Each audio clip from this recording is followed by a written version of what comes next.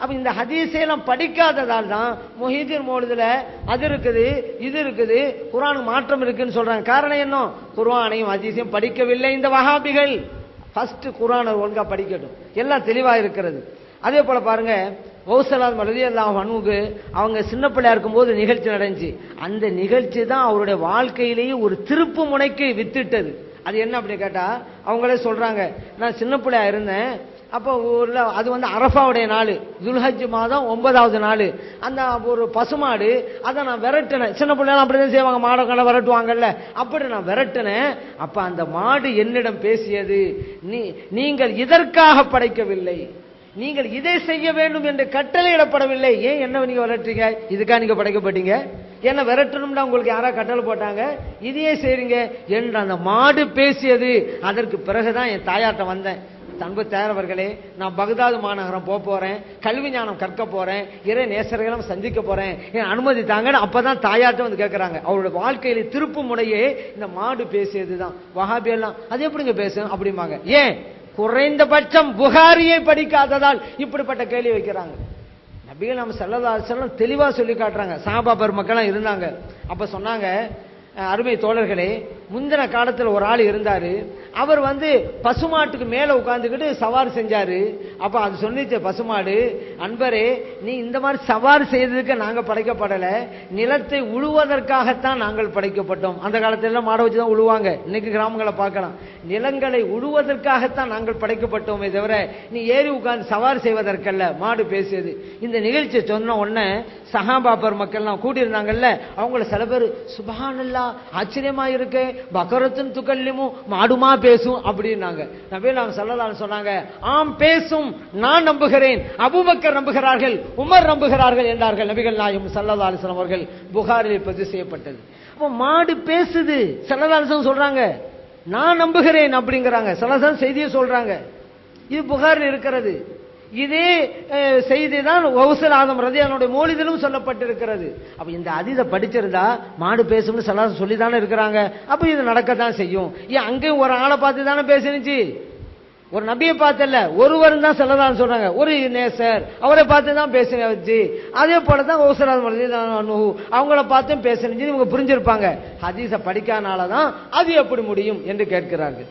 அதே போல பாருங்க, நபிகள் நாயகம் ஸல்லல்லாஹு அலைஹி வஸல்லம் அவர்களுடைய திருப்பேரராகத்தான் கௌஸல் ஆதம் ரலியல்லாஹு அன்ஹு இருந்தாங்க. நபிகள் நாயகம் ஸல்லல்லாஹு அலைஹி வஸல்லம் குடும்பத்தை சார்ந்தவங்க. கௌஸல் ஆதம் ரலியல்லாஹு அன்ஹு அவங்களுடைய தந்தையாரும் சரி தாயாரும் சரி ஸல்லல்லாஹு அலைஹி வஸல்லம் அவருடைய குடும்பத்தை சார்ந்தவர்கள். அதனால அந்த குடும்பத்திற்கென்று ஒரு பாரம்பரியம் இருந்தது. சின்ன வயசிலேயே அவருடைய அபார திறமை, விளையும் பயிர் முளையிலேயே தெரியுங்கிற மாதிரி சின்ன வயசுல மற்ற பிள்ளைகள்லாம் ஒரு மாதம் படித்து மனனம் செய்கிற பாடத்தை ஒரு நாளிலேயே மனனம் செய்து விடுவார்கள். கௌஸல் ஆதம் ரலியல்லாஹு அன்ஹு அவ்வளவு திறமை அவங்ககிட்ட இருந்துச்சு. அந்த கௌஸல் ஆதம் ரலியல்லாஹு அன்ஹு ஒரு கட்டத்துல சொல்றாங்க, லௌலா லிஜாமு ஷரிஆ அலா லிசானி, ஷரியத்துங்கிற கடிவாளம் என்னுடைய நாவிலே இருக்கிறது. அப்படி மட்டும் இல்லைன்னு வச்சுக்கிறங்க, நீங்க உங்க வீட்டுல என்ன சாப்பிடுறீங்க அதை நான் சொல்லுவேன் அப்படிங்கிறாங்க. உங்க வீட்டுல என்ன செய்றீங்க அதையும் நான் சொல்லுவேன். ஆனா ஷரியத்தினுடைய கடிவாளம் தான் என்னை தடுத்து கொண்டிருக்கிறது என்றார்கள் கௌஸல் ஆதம் ரலியல்லாஹு அன்ஹு. அது எப்படி தெரியும்? ஒரு வீட்டுல ஒன்று நடக்கிறது, அது தெரியுமா? தெரியும். இதை தெரிவதற்கு குர்ஆனை படியுங்கள், உங்களுக்கு தெரியும். ஏன்? அந்த குர்ஆன்ல இறைவன் ஈசா அலைஹிஸ்ஸலாம் விஷயமா சொல்லி காட்டுறான்ல, உனப்பியுக்கும், நான் அறிவிப்பேன், பிமா தஅகுலூன், உங்க வீட்டுல என்ன சாப்பிடுறீங்க நான் சொல்லுவேன். ஈசா அலைஹிஸ்ஸலாம் சொல்றாங்க, அவங்களுடைய கூட்டத்தாரை பார்த்து சொல்றாங்க, உங்க வீட்டுல என்ன சாப்பிடுறீங்க நான் சொல்லுவேங்கிறாங்க. இப்ப ஈசா அலைஹிஸ்ஸலாம் போய் இருந்தாங்கன்னு வச்சுக்கோங்களேன், நம்மளை பார்த்து தான் சொல்லுவாங்க, நீங்க பகல் என்ன சாப்பிட்டீங்க, நீங்க என்ன சாப்பிட்டீங்க, நீங்க என்ன சாப்பிட்டீங்கன்னு சொல்லிவிடுவோம். அது மட்டும் இல்ல, வமா தத்தஹிரூன ஃபீ புயூத்திக்கும், உங்க வீட்டுல எவ்வளவு பணம் வச்சிருக்கீங்க, நகை வச்சிருக்கீங்க நான் சொல்லிடுவாங்கிறாங்க. யாரு? ஈசா அலைஹிஸ்ஸலாம். அல்லாஹ் குர்ஆன்ல சொல்லி காட்டுறான். பொய் சொல்ல முடியாது. ஒரு ஆள் கூப்பிடுவாங்க, இந்தாப்பா வீட்டுல நீ பணம் வச்சிருக்கல, பரிசுல இவ்வளவு இருக்கு, பீரோல இவ்வளவு இருக்கு சொல்லிவிடுவாங்க, இவர் நகை இவ்வளவு இருக்கு சொல்லிவிடுவாங்க. இது அல்லாஹ் குர்ஆன்ல சொல்லி காட்டுறான். ஈசா அலைஹிஸ்ஸலாத்துக்கு எப்படி முடியுது? அவங்க என்ன அல்லாவா? இல்லையே, இவனோட அடியார் தானே, அவங்க ஒரு நபி, அதனால அது மோஜிசான்னு பேர் கொடுப்போம். கௌஸல் ஆதம் ரலியல்லாஹு அன்ஹு அவங்களும் ஒரு இறைவனோட அடியார், இறை நேசர், அவங்க செஞ்சாக்க கராமத்துன்னு பேர் கொடுப்போம். இறைவன் தன்னுடைய அடியார்களுக்கு அந்த ஆற்றல் எல்லாம் கொடுத்திருக்கிறாங்க. அந்த ஆற்றல் நம்ம ஏன் மறுக்கணும்? அம் யஹ்சுதூன அன்னாஸ அலா மா ஆத்தாஹுமுல்லாஹு மின் ஃபத்லிஹி. அல்லாஹ் கேட்கிறான், நான் நாடி உங்களுக்கு சில சிறப்பு கொடுக்கிறேன், அதை பார்த்து இவங்க எல்லாம் பொறாமைப்படுகிறார்களா என்று கேட்கிறான். யாரை பார்த்து? வஹாபிகளை பார்த்து. ஏன் வஹாபிகள் தான் பொறாமை? அவங்களுக்கு கொடுத்த சிறப்பு உங்களுக்கு சிறப்பெல்லாம் ஏற்றுக்கொள்ள மாட்டேங்கிறாங்க. அதான் அல்லாஹ் கேட்கிறான், இவங்களுக்கு என்ன பொறாமை, நான் நல்லா கொடுக்குறேங்கிறான் குர்ஆன்லயே. கௌஸல் ஆலம் ரலியல்லாஹு அன்ஹு அவர்கள் சம்பந்தப்பட்ட ஒவ்வொன்றா பாருங்க, ரொம்ப அழகாக எல்லாம் குர்ஆன் ஹதீஸின் வெளிச்சத்தில் தான் அமையப்பட்டிருக்கிறது. ஒரு கட்டத்தில் கௌஸல் ஆலம் ரலியல்லாஹு அன்ஹு ஜும்மா தொழுகைக்கு போறாங்க. போகும்போது ஒரு இடத்துல ஹம்மாது ரலியல்லாஹு கௌஸல் ஆலம் ரலியல்லாஹு அன்ஹுவோட ஆசிரியர் அந்த கபரு வந்தவொடனே அங்க ரொம்ப நேரம் நிக்கிறாங்க. எல்லாருக்கும் ஆச்சரியம், இங்க ரொம்ப நேரம் நிக்கிறாங்களே, என்ன காரணம் அப்படின்னு. கடைசியில கேட்டாங்க, அந்த கபரு கிட்ட ரொம்ப நேரம் நிலையில என்ன விஷயம்?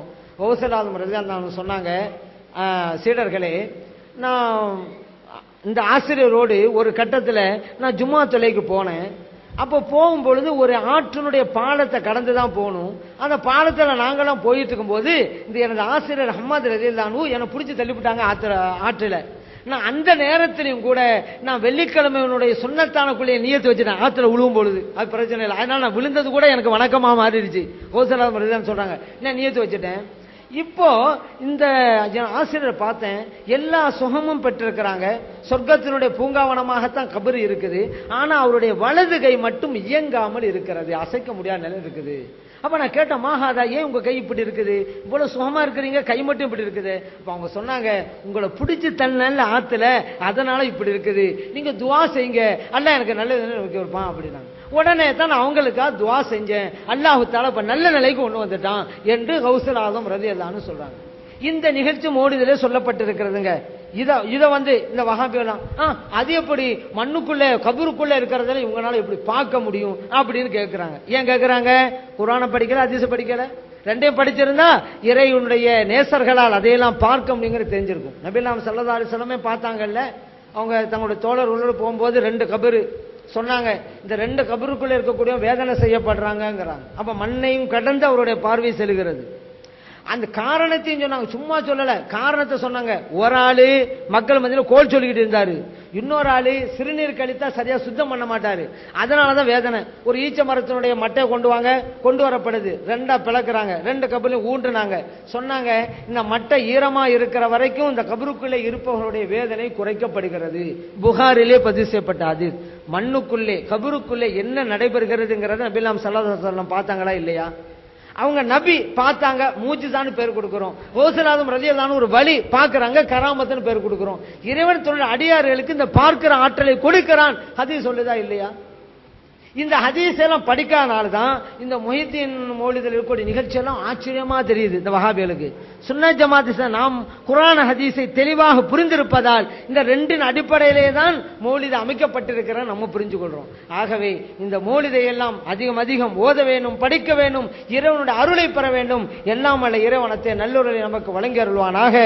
ஆமீன். வல்ஹம்துலில்லாஹி ரப்பில் ஆலமீன் என்று பிரார்த்தனை செய்து வாய்ப்பளித்த நல்லவர்களுக்கு, குறிப்பாக வியாசர் பாடி பகுதியை சார்ந்த சுன்னத் ஜமாத் ஐக்கிய பேரவனுடைய துடிப்பு மிக்க நிர்வாகிகளுக்கு நன்றி சொல்லி விடைபெறுகிறேன். அஸ்ஸலாமு அலைக்கும் வரஹ்மத்துல்லாஹி